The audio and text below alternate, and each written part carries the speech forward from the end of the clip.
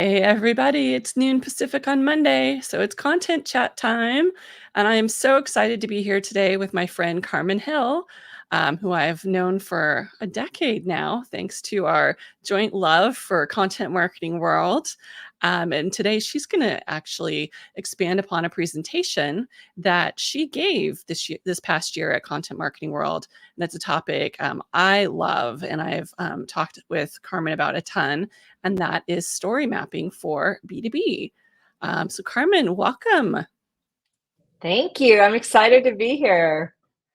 I'm a So loyal chat participant that's right. You are one of the from the OG, sidelines, from you're one of behind the the OG scenes. chatters from our Twitter days. So Yes. fun. And we have I can see watching live, we have Todd Cordell, and Todd said hi. So that's nice too. Hey, hi. Slowly but surely, our Twitter fam has been making their way Right here. across the river over there.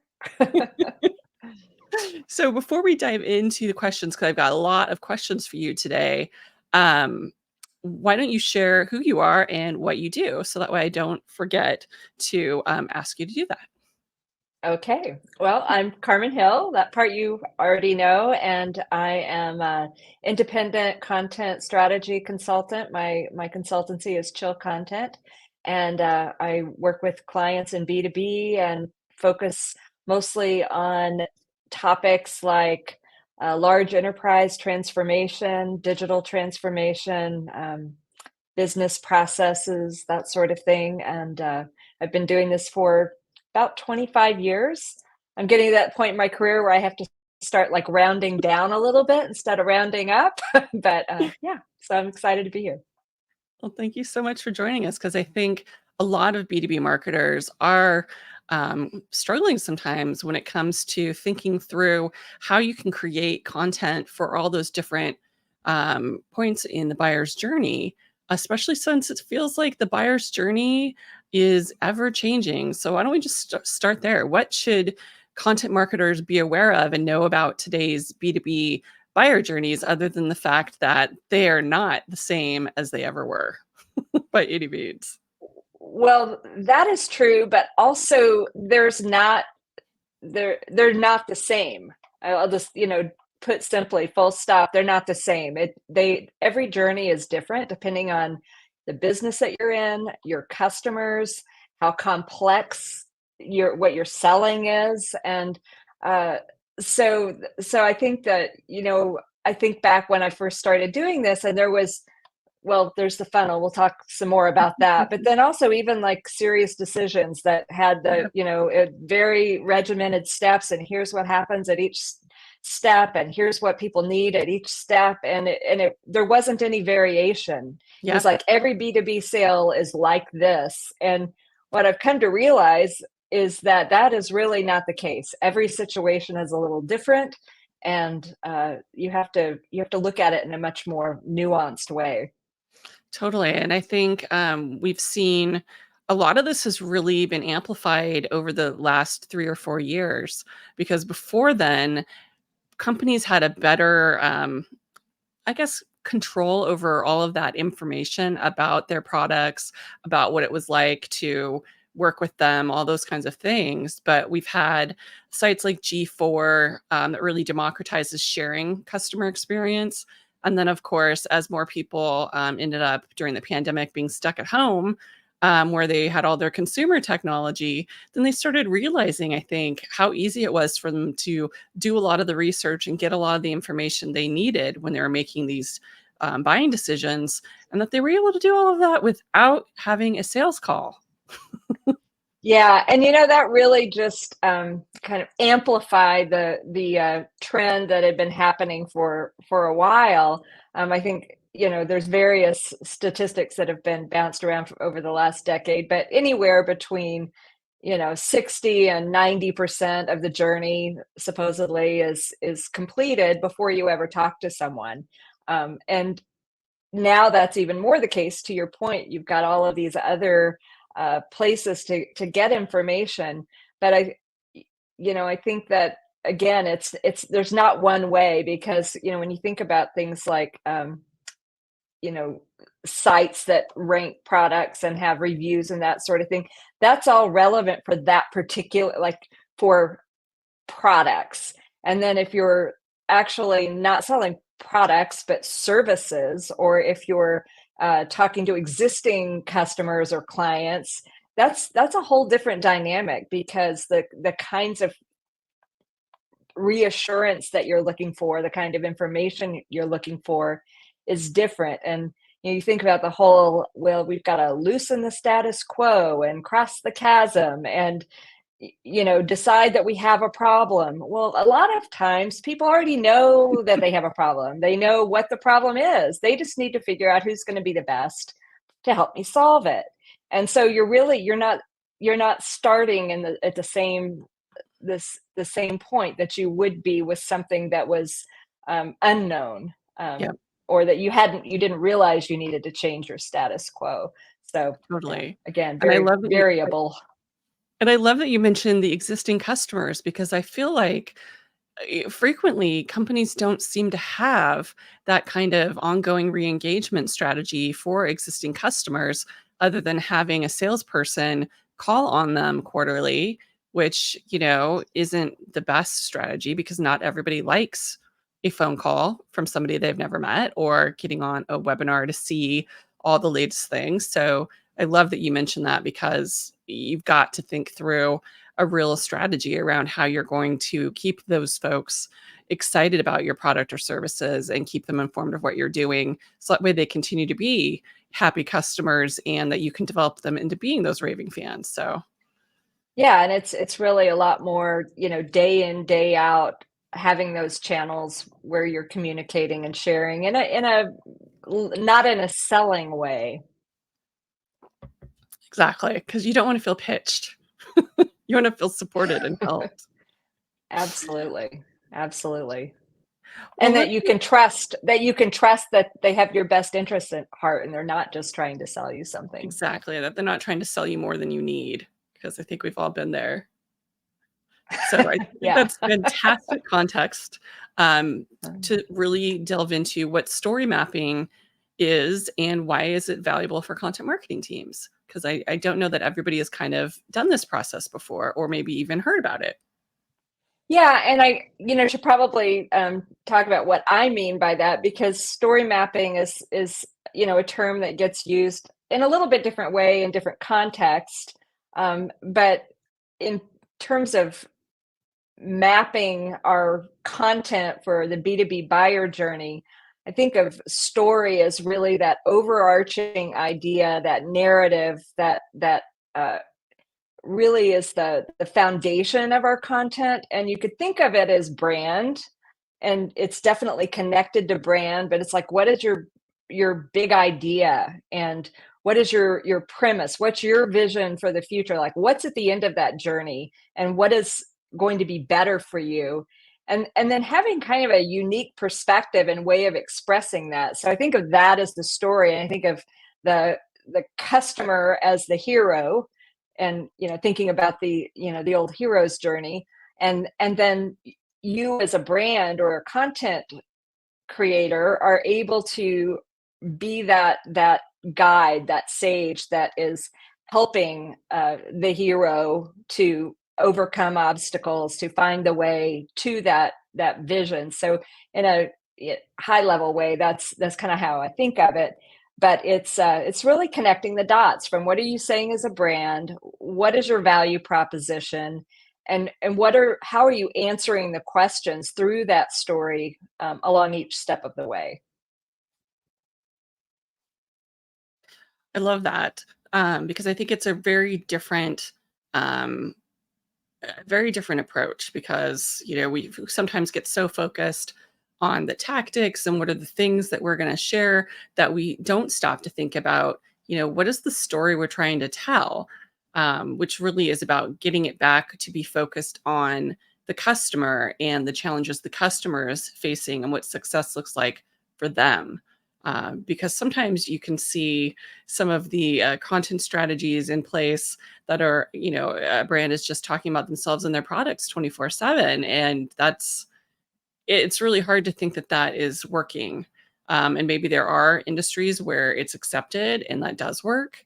But I think for most of the B2B clients that I've worked with, at least, you do need to have a thought about what's that story that you're trying to put out there. Who is the right person that you're trying to reach? Because you're not always going to be the right solution for every person or every, every problem. And that we also, before we move on, I am going to share one question that came up, which was from Michael Weiss asking, are B2B buyers really using Google to search for solutions, or are they relying on word of mouth in their referral network? And I'll let you tackle this first, Carmen, but I have a perspective I'll share too. Oh, good. I'm glad. Yeah, I think that's a really good question that I don't necessarily have the answer to, but I think things have changed so much uh, in the search and social spaces, the places that we had, have been accustomed to going for information and input from our peers and our community. And as social has dramatically changed over the last couple of years and things have gone a little bit more private, you're still talking to your peers and gathering that input, but it's not necessarily in a way that's easy for marketers to be part of. If you're not part of active participants in those communities. So I don't know the answer, especially as it relates to search. But Erika, I'm glad that you do. Well, I can't obviously speak to every industry because, for example, I don't work in manufacturing, packaged goods, anything like that. But from the kind of work that I do with technology companies and with membership associations and even my specialty food clients, I mean, people are using the internet because they're frequently looking for a use case that is just like the problem that they have in their specific company. So I think they are using it for some of that kind of wanting to really drill down and understand, who really serves them as a particular customer. And with technology, the technology space is so overcrowded. Like every time I see one of those marketing technology slides with all the logos broken down by all the different types of MarTech, for example, it kind of makes me sick to my stomach. And there's absolutely no way that just by asking by word of mouth that I would get information that was useful. Like Carmen might have one tool that she really likes for, doing workflows. And I ask my friend Madison and she has a completely different tool. But they also have completely different organizations and workflow needs and approval policies, for example. So completely different governance. So those are the things that it would take me so much more time trying to ask around in my network and just hope that I would find somebody who has my exact same situation versus doing a quick Google search and seeing, hey, what are some of the short lists? And I'll tell you that when this was a Twitter chat, we frequently had people sharing, the tools that they love to use and why. And so the chat became that really popular place for sharing things. But when I compare it to what I'm seeing now in like B2B marketing Slacks, I'm not seeing the same level of information sharing. And partially, I think, because it's harder. I think it's just a little bit harder sometimes to find your niche and to even find there's so much noise in some of these community conversations that I think people even miss when somebody is asking for help unless it gets elevated, which, Macon Marketing AI Institute does a good job of elevating conversations, and so does CMworld. But some of the ones I'm in are just so overwhelming. I have to mute them. I have to mute notifications. So, and yes, Michael, Wow. definitely. The case studies and content, you've got to have that kind of stuff out there in order to make sure that you show up as being alive and innovative and aware of what's going on. 100%. So That's like a whole nother chat. Like, how do you get your success stories and case studies? Like, how do you optimize for people who are searching in that way? That's a really interesting topic to and that's what makes some of these website redesign projects fun, is when you actually talk to the client about, well, how, what are the pain points? What are the different industries? What's different?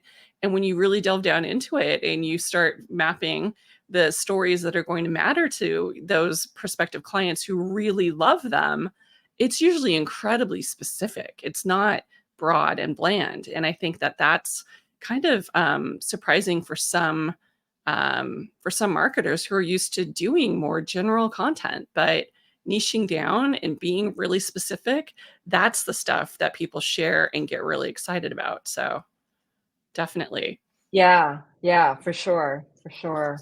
So Yeah. if you want to take this approach, how do you get started? What are some of the resources that you have to have in place internally in your organization before you can even get started on trying to take this approach?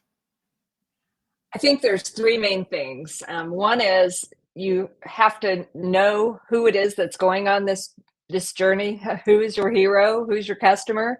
So if you don't already have really good personas, then that's the perfect place to start, is to really understand, get those insights, understand those pains, those questions. Because if you're developing content for the state, this is their journey, and it's going to intersect with your content journey, but you need to understand where and how those intersections are going to happen. So personas, so if you don't have them, start doing a ton of research and just really dig in and get that sorted.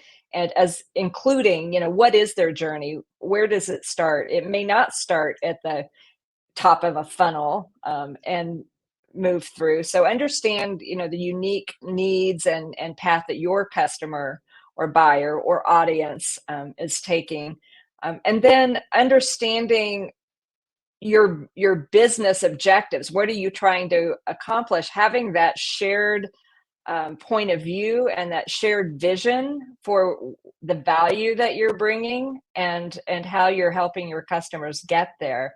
So having a sense of, what your company's big picture goals are and where you're trying to move someone on the journey, talking to sales, talking to PR, talking to product, whatever those different stakeholders are who are creating content, but also that you have to rely on to help share that story. That's really, really critical, so that often there's this disconnect. It's like you've got PR doing one thing, and then you've got, brand marketing, you've got demand gen, you've got sales and if those stories don't connect and feel like different chapters in the same book, oops, lost my headphone, then you aren't really telling a story. You're not really bringing somebody along on a journey. It's just disconnected.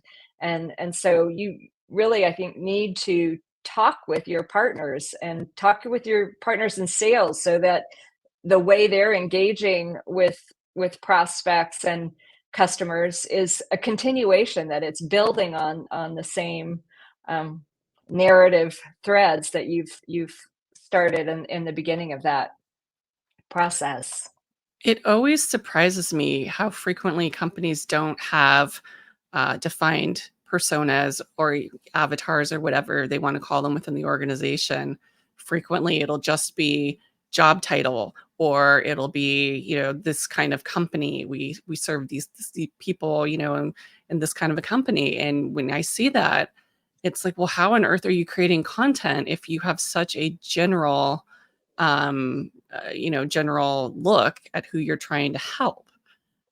Because then you're going to be creating really boring content that any AI could create. So frankly, then you don't need us, because you're going to be doing such generic, bland copy that no one is going to engage with or want more of. So yeah, go and have ChatGPT write it for you. But if you actually want, to build those relationships and nurture them over time, which is critical when you have year buying cycles with people who are maybe only in the market once every 3 or 4 years because of the kinds of contracts in place, for some of the things that our clients do, you have to be thinking about becoming a valuable resource for them. Because if not, then you just are going to be competing on pricing, and nobody wants that for sure. Yeah, So for sure. Yeah, and you have to, to stand out in a way that's meaningful and be relevant. You have to come up with your unique perspective and point of view about the world, and express it in a way that that's unique to you. What can you say? What story can you tell that no one else can tell? And then connect it in a relevant way. Pay it off through, how your business delivers that. But, make a promise, create that vision, and then pay it off through the journey in a way that progresses in a logical way. But you have to have something meaningful to say in the first place, or no one's even going to read page one, right? Exactly. So from a really granular kind of tactical perspective, how do you create a story map? Do you need special software for it? Like, what is the way to like start crafting these stories and so that you can get feedback on them, so that you can share them throughout your organization and that you can really make them be a living, breathing document that everyone's using? The simplest answer is, what you don't need anything. You don't need special software, first of all. But I usually start with a spreadsheet. Uh, and depending on who you're collaborating with, that can be, you always have to think about who you're working with and, what their work styles are and what they're comfortable with. Some people, glaze over with a spreadsheet, but that's a super flexible way to collaborate, a Google Sheet. And I usually outline it with the stages of the journey across the top, and then the different elements that you need to account for down the vertical, and thinking about what's the big idea that's overarching all of this, and then what are the stages. Each journey is different, but you should have a pretty good idea of what your customer's journey is, and then map it and think about, once upon a time starts at the top corner. Think about your high level story and how it evolves across the journey, and then think about what are the key messages under that. How am I paying that off at each step of the way? And then what is the content that's going to support that part of the story? And then you may have multiple rows for different personas or for different programs, but that way you're pulling that through in a way that builds from the big picture story and narrows down to the more tactical elements. So what are your content assets? What channels are you going to be in? Like if you're developing different delivery vehicles, like, maybe you've got a newsletter, maybe you've got a podcast, maybe you've got a, a, a landing page where you've got a content hub around a particular topic. Where do those come into play? What is sales doing when you get to that part of the journey? How are they continuing that story?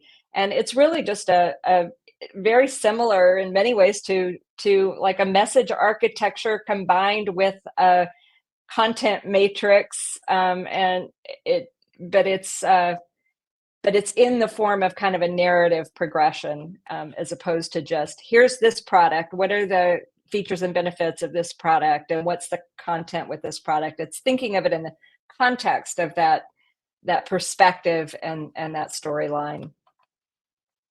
Well, and that, brings the obvious question into play, which is, so what types of content, though, are most effective for addressing those different needs? Because I think frequently we have a lot of times we'll have organizations have like, oh, we do this one thing. We do, articles on the website, or we do blog posts, or we do a thing, and they are starting with the like channel, or they're starting with the type of content versus really looking at that individual person with the problem, and the what kind of content actually will help them make their decision or move forward in their process. Well, and part of it is how do you frame the question? Because when you talk about what type of content, if what you mean by type of content is the container that it's in, if you're focused on formats, then you're starting, at the wrong question. People, you don't need a video, you don't need, a webinar or an article. It doesn't really matter. The format needs to follow the function, and it really is about, when you think of it, what type of content, think about what type of information, what is the information that you need to communicate to someone, and then ask, what is the best way to do that? And it may have to do with the stage of the journey they're in, but it's more likely to be about the nature of the information. Is it simple or complex? And if it's simple, then something that's creative and lightweight, might be appropriate. But if it's something that's complex, then you really need to think about how you bring that to life in a way that is accessible, and that someone will be able to understand the concepts that you're sharing. Thanks, Amy. Yes, format follows function, absolutely. But it really is just a matter of thinking about it. Sometimes, maybe even though we're in B2B, we need to relate to someone in an emotional way. There's certain kinds of things like trust. That's about how you feel about something.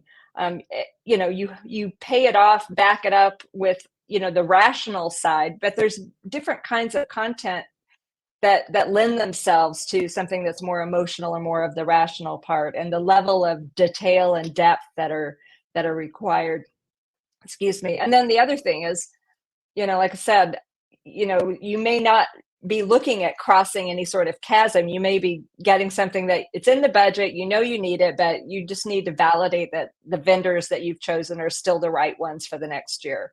So understanding how far you have to bring someone along, also, whether what sort of content types are going to help you accomplish that best as well. An example I have is, having worked primarily recently with B2B technology, I am surprised how frequently there isn't that kind of one pager making the business case to your boss kind of item off the shelf that you can just copy paste into an email to your boss or to the head of finance or whoever you need to give the here's why we need this and here's the outcomes that we can reasonably expect. So often people have to do all that heavy lifting themselves, and there isn't kind of that high level why them and not someone else kind of visual content that's easily skimmable. Yeah, doing the heavy lifting for helping someone with that is, there was a content type when I worked at a B2B marketing agency some time ago. We actually built this interactive tool where you could put in your specifications, and it would actually generate a customized PowerPoint at the end that had, that company's logo on it, had their specific information of, projecting ROI, whatever those details might be. But when you can do that work for someone and help them, to your point, share that information with their boss, that's a great example. Love that. All right. So once you've figured out, you got your spreadsheet, you know what your story is, you know what asset types you need to be creating, what content you got to create in order to meet the needs of your buyers, all right, that's great. But then you've got other stuff that is part of your day to day. Like you have campaigns that come up, you have other marketing and sales programs. So how do you plug the story map into all of these other areas? And especially maybe with sales where they're not necessarily used to this kind of idea or approach. I think it's what part of it do you share? And it depends. If you're talking to sales, they're not going to care about the hero journey. They're just going to care about, where's my email copy, or where's my LinkedIn post, or where's my PDF one pager, or whatever it is that they need. They don't necessarily need to, they're not going to be in that Google spreadsheet. You're going to need to share a simpler story with them. But because you've done the strategic thinking, and ideally you will have collaborated with your partners in sales or customer success or whatever groups you're working with on campaigns or programs, you're going to have their input and have this shared vision, and then share the parts of it in a simpler way. So you do the work with all the down in the weeds, gnarly details, but that's probably not what you share with them. But you do want to make sure that as you're, whether it's, campaigns are it's actually a great way to socialize campaigns and make sure that the materials that you're putting out there are telling a connected story for the customer, so that whether they're seeing an advertisement or attending a webinar or downloading a report or whatever it may be, when they do take that next step, it doesn't feel like you're talking to someone else. It's like you're feeling like it's the next chapter, not like you're starting a new book. And as people are increasingly using AI tools in order to help them create some of these materials when they're doing campaigns, it feels like story maps have the opportunity to really be some of that kind of, governance and some of the kind of touchstones in place that you can use to train the AI to actually be able to give you something that is consistent, so that AI can become that enforcer, if you will, of your story and of your voice. Now, and that is an interesting wrinkle that I haven't even explored yet. But one thing I will say about AI that can be fun, like if you're thinking like, what's the story map, or what's the narrative arc for this scenario, and you can ask it to compare, like, how does this compare to the hero's journey, or whatever that narrative kind of structure might be, providing the input that's relevant to your campaign or product or whatever it might be, and it can give you kind of a head start on what that storyline might look like. Or Obviously, tell you you when you've adapt got it. gaps. I love it when you can have it tell you, "What am I missing? What did I forget here?" Because frequently it'll be something that you're like, "Oh my gosh, I can't believe I left that out," or you'll be like, "I would have never thought of that." It's the same as having that person, in the cube next to you that you go, "Hey, can I pick your brain for a minute? Can I get your feedback?" So I love using AI in that way. Yeah, and I think it's changing. It's changing the our go-to processes for so many things, and really adding some dimension, especially if you don't leave it at that. You don't go with that answer, but it Yeah. can kind of open up ideas that you wouldn't have otherwise. So in addition to like using AI to kind of give you feedback on what you're doing, what are some other ways you can, well, what are some of the other challenges really that marketers are facing when they are doing story mapping, and what are your tips for overcoming them? Sort of the kind of, pitfalls to look out for and how to avoid them. I think one thing is, and again, you have to think about your audience. Your boss may not think it's valuable to slow down and think about how you're going to align your content and campaigns to a narrative journey.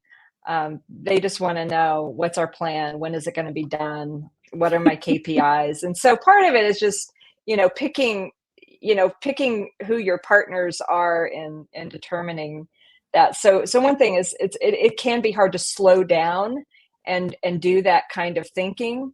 Um, Another thing is, I think the most valuable use cases for a story map are, it's a long-term game. And so you think about it, it's not something like we're doing a 6-week campaign and then we're going to come up with a different story for next quarter.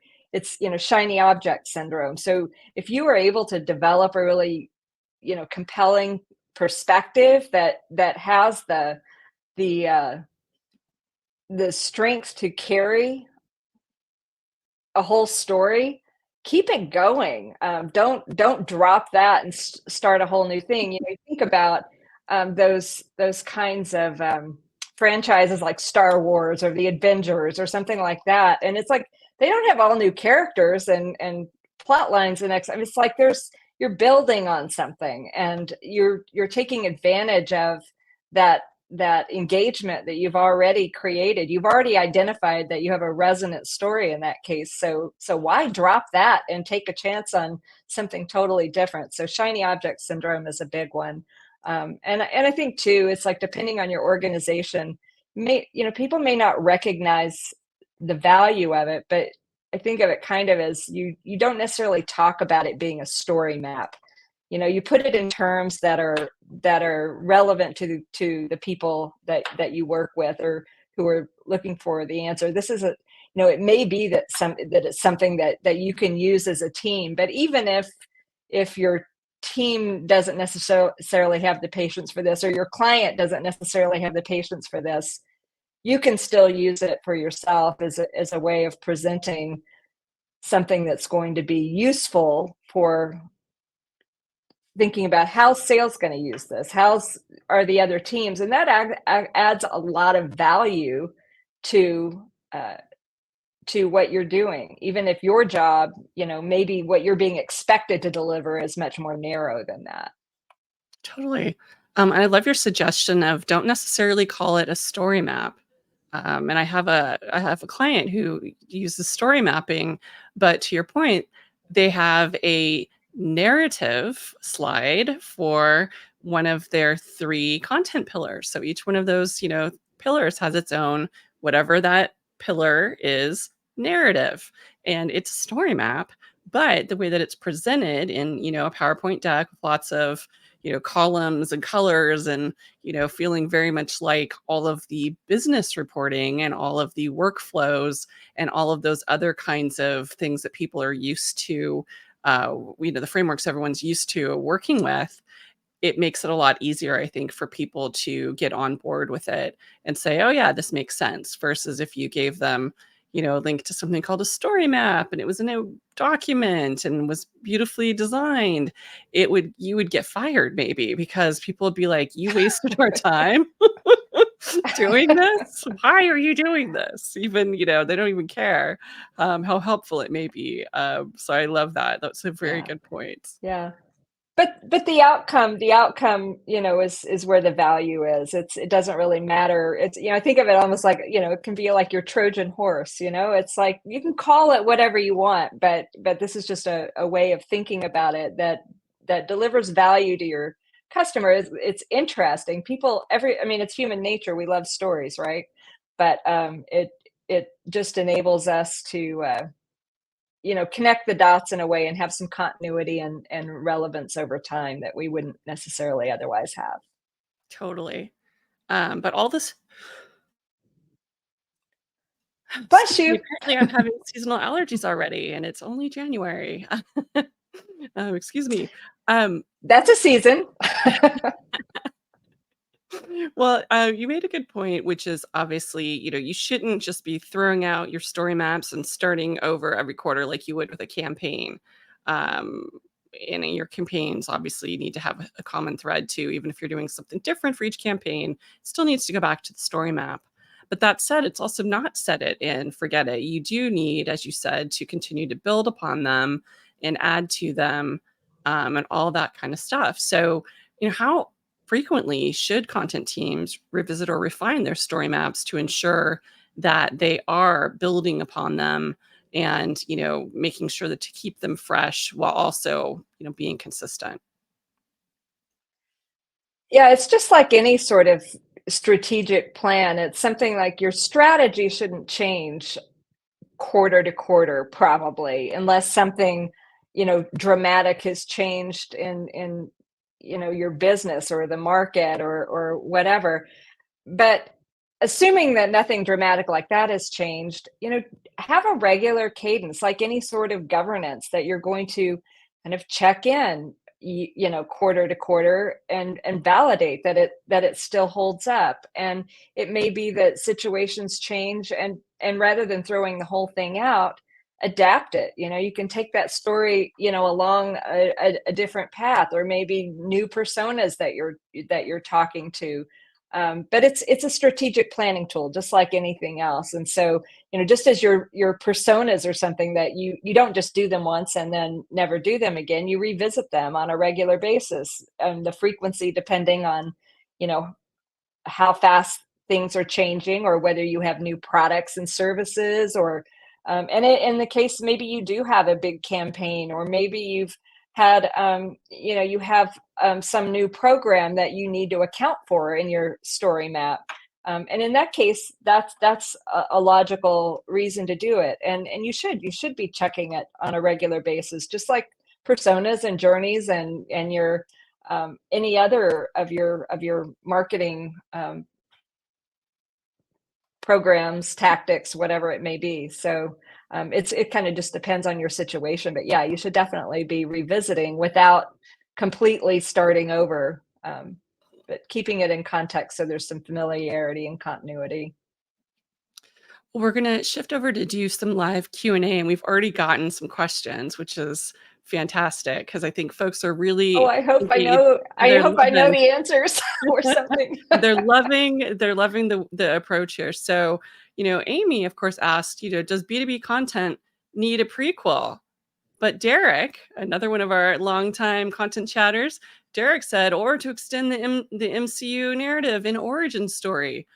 And I love this because I got to tell you, I am a firm believer in having the story around the story. So having that brief that explains what you're trying to do, how you made the decision, where you're trying to lead the person next. I personally, and I apologize for jumping on this, but I was so excited because I'm like, yes, yes, we always do, because it saves you so much unnecessary anxiety back and forth and people not understanding what you're trying to do with your story or with your content.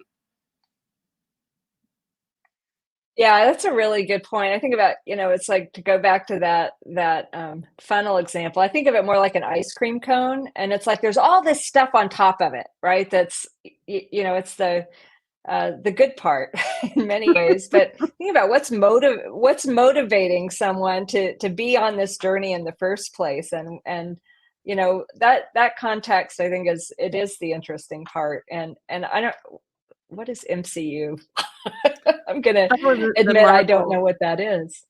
the Marvel. Oh, that's why. Because see, that's yeah, that's I'm not the target audience for that apparently. Well, MCU. Okay.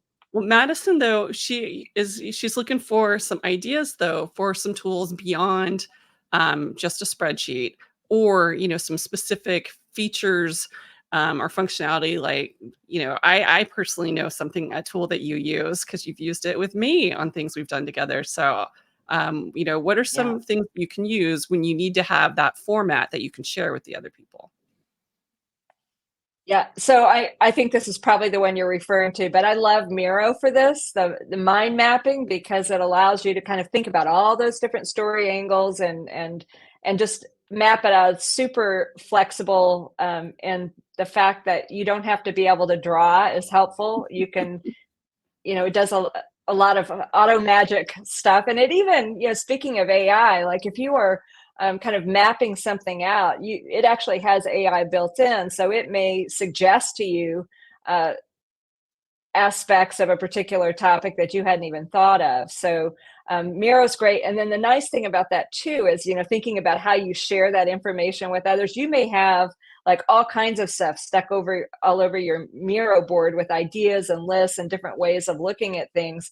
But you can also just create a snapshot of one piece of it, a simple piece of it, and export that goes on a PowerPoint slide to share with others on your team. So Miro is definitely one of my favorite things. Even if I kind of keep a Google sheet that I'm working on ongoing, it's a great way to brainstorm. So probably my go-to. And I know there's other things, or there's other mind mapping tools, but and I'll have to think about if there's some others that come to mind. I tend to get, speaking of shiny object syndrome, jumping around to different things, but I find what's most useful is kind of having a consistent way of doing it so that you can find it again and not try and remember where you had that thing. And it's also, a useful place for sharing it and collaborating with other team members. So I've done a lot of, sharing and being a commenter on Miro projects, and I do like that you can share things either in a way that people can comment or people can edit, or just letting them view. And I like having that level of control over, what you can allow access for, because that way you can easily allow collaboration. If you are truly looking to do a brainstorm and ideation, you can let everyone kind of in. But if it's more of a wanting to share visually where you've kind of gotten to, being able to restrict that so that way you don't have people feeling like they can just go in and change everything, because that can be super frustrating as well. Yeah, I actually used that with a client on this particular kind of exercise of, basically setting up the structure of the buyer journey, and then having, and they had team members. It was like their annual kind of global get together, but where, people could just put sticky notes on the different stages and think about what are the ideas or value propositions or unique um, features and benefits even at each of these things. And basically then you can arrange and rearrange and cluster, and it's a great way to gather that input from different teams and collaborators. And what's nice is it does have integrations with a number of the popular collaboration tools. I think that there's a Slack integration and a Microsoft Teams integration for folks who use those in their organization. So that way you can set things up too so that you can more easily share them. Which, to your point, like if you can have a channel where you share all of the, story mapping, you have a channel where you share all of your marketing assets. If you have that already, then having that place where you can easily just share things out can be really helpful too. Yep, for Do we sure. have any more questions for Carmen before we close off for this week? This has been so fun. And I think you've gotten everyone thinking about some of their favorite stories, and specifically some of their favorite sequels and franchises.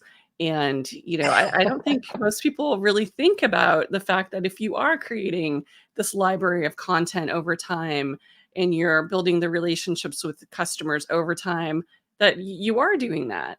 And you're either intentionally shaping that story and deciding how you're going to turn up and reinforcing things, or it's just a mess.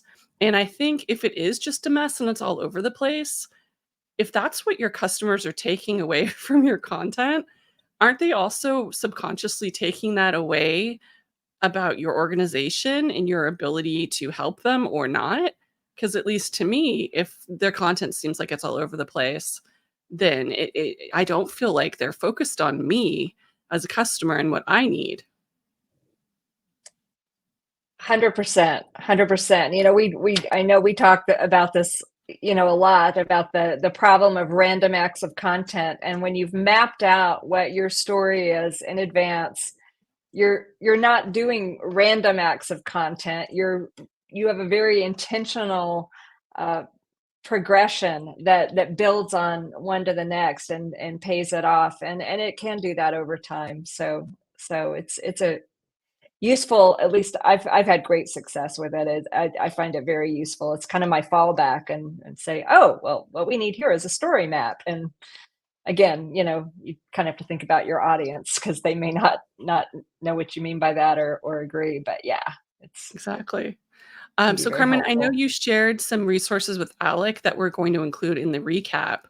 And it looks like Derek is asking if you have a framework that you've used before for communicating story in a marketing framework. And that's actually a perfect segue, I think, into my question, which is, can you share a little bit about the links that you'll have Alec put in the recap on our blog, so that way people will have um, some more support and resources for creating their own story maps. Yes. So one of those links is to a Google Drive folder. And if you don't want to wait for the recap, if you do bit.ly.com or whatever is bit.ly/chill content is what comes after the slash. And in that folder, there are two folders. One is for Content Marketing World 2022. The other is for Content Marketing World 2023. So in that 2023 folder are all of my templates for story mapping, and as well as the presentation that I gave. So there's a Google Sheet. So there's the gnarly version. There's a Google Slide version. There's some different tools there, and then the other link is just it's a blog post looking at, and it's I guess in a way it's a series of frameworks, but it's a way of looking at what kind of content might be most appropriate at which stage, based on whether it's simple or complex, whether it's an emotional or a rational context, and then also where the product or service is in the innovation life cycle. So are you introducing something new, or are you trying to differentiate something that's established? So that link will be shared as well. I love that. So for folks who want to hear and see more from you, where can they find you on the interwebs these days? Well, I'm on LinkedIn mostly. I'm not on that place. I am on Threads, although I'm mostly just I'm not posting as much there, but I do like that community, and it feels like the OG Twitter, where people are just sharing and generous and open into new ideas. And so those are the primary places, as well as content chat every time I can make it. I'm a regular visitor here, and also you can visit my website chillcontent.com and reach out that way. And I got to tell you, I'm always envious of your chillcontent.com, because my initials or my first initial, my name doesn't make something so awesome. So you are just so lucky. I did luck out on that one. Yeah. Well, thank you so much, Carmen, for sharing your story mapping approach. And I hope that we've inspired a bunch of folks to try something new. And I mean, hey, January is the perfect time, in my opinion, to try something That new. is true. That is true. Because I'm definitely not going outside. And also I would say, if anybody has any questions they think of later and want to just reach out and ask, that would be great too. Awesome. Thank you so much. And thanks to everybody who's attending this live or who's watching the recap. And if you have questions for Carmen, you can reach out to her on LinkedIn, or you can leave comments on the blog post where the recap is, and we'll make sure that she gets them. So thanks, everybody, and have a great rest of your week. Bye, guys. Thank you. Bye.